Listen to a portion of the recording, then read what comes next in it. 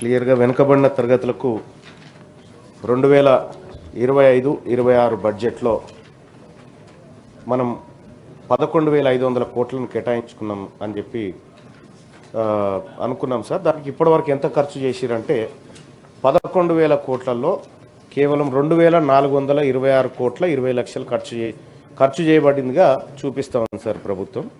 అంటే ఇది ఒక 20% కూడా. మంత్రి గారు సార్ నా సమాధానం వినండి సార్, నా ఆవేదన వినండి కొద్దిగా. సారీ. వివిధ పనుల కోసం చేసిన ఖర్చులు వివరాలను అనుబంధం రూపంలో ఇక్కడ ఇచ్చినారు సార్. సార్ నేను గౌరవ మంత్రి గారిని తమరి ద్వారా అడుగుతా ఉన్నాను సార్. 11,500 కోట్ల రూపాయలు బడ్జెట్లో కేటాయిస్తే ఇప్పుడు మళ్ళొక 2 నెలలు అయితే సార్, ఇక ఎట్లాగో ఫిబ్రవరి వచ్చిందంటే మళ్ళీ కొత్త బడ్జెట్ విధానం సార్. ఈ మిగిలినటువంటి దాదాపు 9,000 కోట్ల రూపాయలు 9,000 కోట్ల రూపాయలు బడ్జెట్లో ఖర్చు పెట్టలేదు ఇప్పటి వరకు. ఈ నెల 2 నెలల్లో ఎట్లా ఖర్చు పెడతారు సార్, నాకు అర్థం కాలేదు. ఇదొకటి సార్. రెండో అంశం సార్, ఇందులో చాలా భయంకరమైనటువంటి లెక్కలు ప్రభుత్వం ఇచ్చింది సార్. ప్రభుత్వమే చాలా భయంకరమైన లెక్కలు ఇచ్చింది సార్. స్కాలర్షిప్ల కోసం సార్ ఎస్టిమేటెడ్ బడ్జెట్ వచ్చేసి 1,908 కోట్లు బీసీ పిల్లలకు స్కాలర్షిప్స్ ఇస్తామని పెట్టి కేవలం 365.54 కోట్లు ఖర్చు పెట్టింది సార్. ఈ 365.54 కోట్లు కూడా ఇటీవల కాలంలో మొన్న గౌరవ ఫైనాన్స్ మంత్రి గారు స్కాలర్షిప్లు రిలీజ్ చేసినటువంటి సందర్భంలో ఏదో కొద్దిగా ఇచ్చినట్టున్నారు సార్, ఇంకా పాత బకాయిలు అట్లాగే ఉన్నాయి సార్.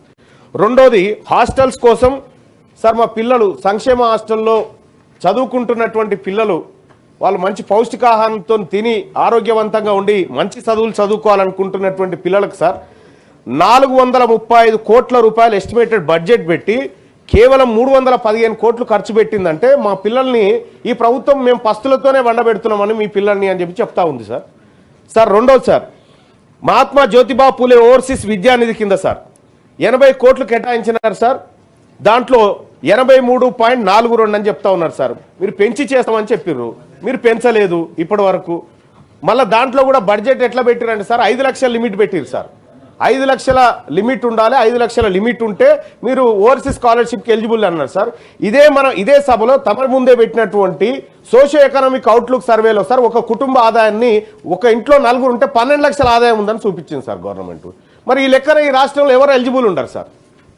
సార్ అదొకటి సార్. ఇక స్టడీ సర్కిళ్ల కోసం రాష్ట్ర ప్రభుత్వం 50 కోట్లు బీసీల కోసం కేటాయిస్తే ఖర్చు పెట్టింది 4 లక్షలా సార్, 4 లక్షలు కేవలం.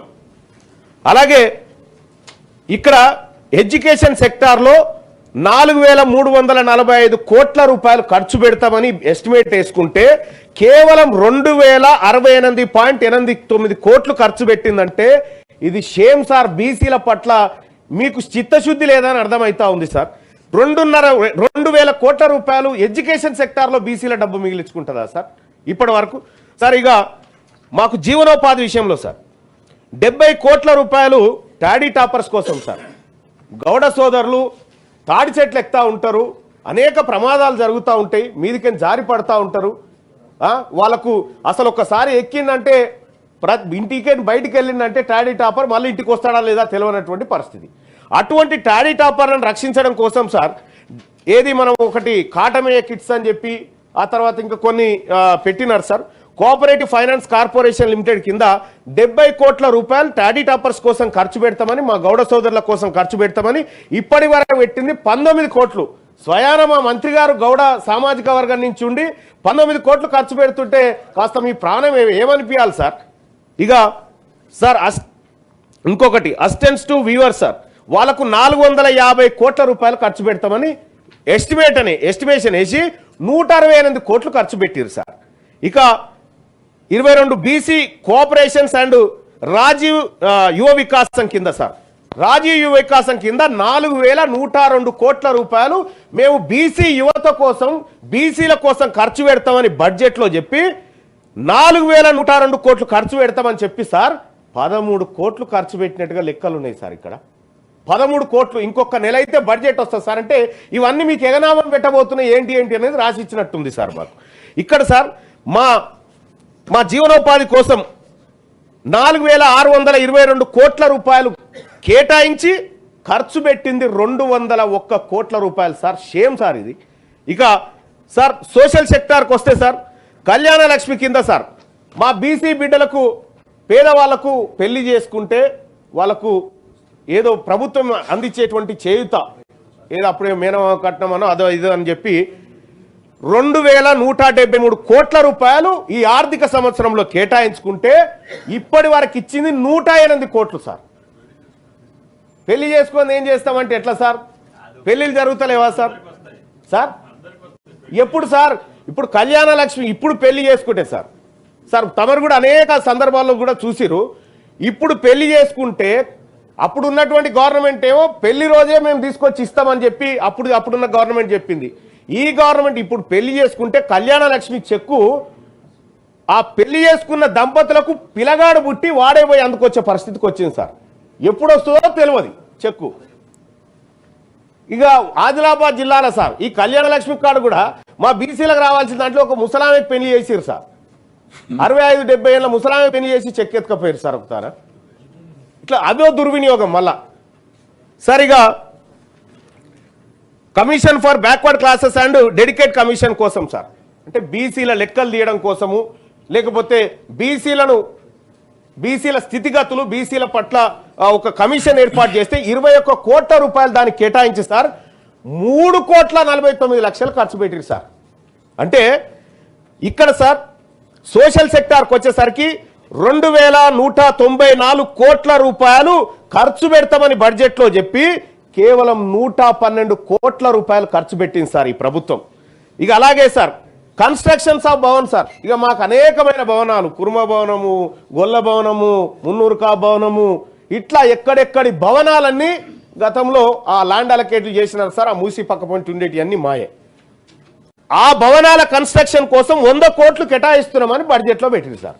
ఒక్క రూపాయి ఎందుకు పెట్టలేదు సార్? ఎందుకు ఖర్చు చేయలేదు సార్? ఒక్క రూపాయి కూడా ఎందుకు ఖర్చు చేయలేదు సార్ ఈ ప్రభుత్వం?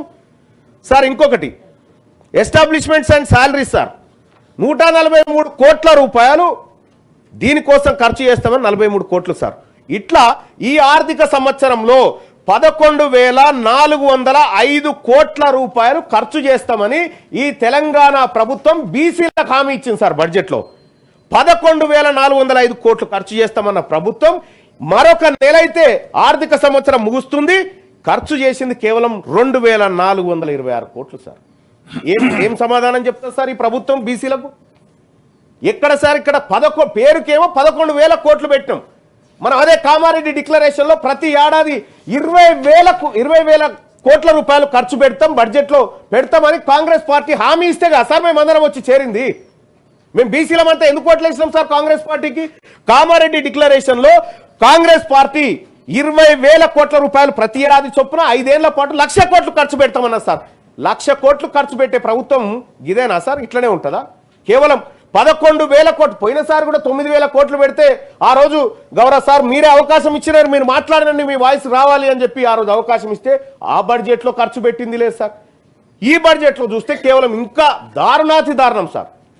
11,000లో 2,000 కోట్ల సార్ మా కోసం ఖర్చు పెడితే ఈ ప్రభుత్వం మా కోసమే ఉందా సార్? ఈ ప్రభుత్వం మా సంక్షేమాన్ని ఏమైనా చూస్తా ఉందా సార్? సార్ ఇదొక్క బడ్జెట్ కాదు సార్. తెలంగాణ రాష్ట్రం ఏర్పాటైన తర్వాత సార్ కన్నీళ్ళు వస్తాయి సార్. ఈ తెలంగాణ రాష్ట్ర ప్రభుత్వం మొన్ననే కుటుంబ సర్వే చేసి తెలంగాణలో బీసీల జనాభా 56.33% ఉందని చెప్పింది సార్. 56.33% ఉందని చెప్పినటువంటి ప్రభుత్వం ఈ వర్గాల కోసం చేయాల్సినటువంటి ఖర్చు ఎంత చేస్తున్నది ఎంత సార్? సార్ ఇదొక తెలంగాణ రాష్ట్రం ఏర్పాటైతే మా నీళ్లు మాకు వస్తాయి, మా నిధులు మాకు వస్తాయి, మా నియామకాలు మాకు వస్తాయి అని మీరే కాదు సార్, మీరందరే కాదు సార్ కొట్లాడి మనకు మంచి జరుగుతుంది మన వర్గాలకు అని చెప్పి ఇక్కడ ఉన్నటువంటి మీరే అందరు కొట్లాడారు సార్. ఆ రోజు మనం అందరం పోరాటం చేసినాం. మీరు పార్లమెంటు మెట్ల మీద పడుకొని ఆ రోజు అహోరాత్రులు 48 గంటల పాటు చల్లో వణుకుట తెలంగాణ ఉద్యమాన్ని చేసిరు సార్. నిజంగా మాకు వస్తున్నాయా సార్? 2014 నుంచి 2025 దాకా జరిగినటువంటి బీసీలకు జరిగిన మోసం సార్. 2014-15లో మాకు కేటాయించింది 4,311 కోట్లను కేటాయించారు సార్. ఖర్చు చేసింది 1,000 కోట్లు సార్. అంటే ఇక 3,220 కోట్ల రూపాయల సొమ్ము బీసీల సొమ్ము ప్రభుత్వం మిగిలించుకుంది సార్.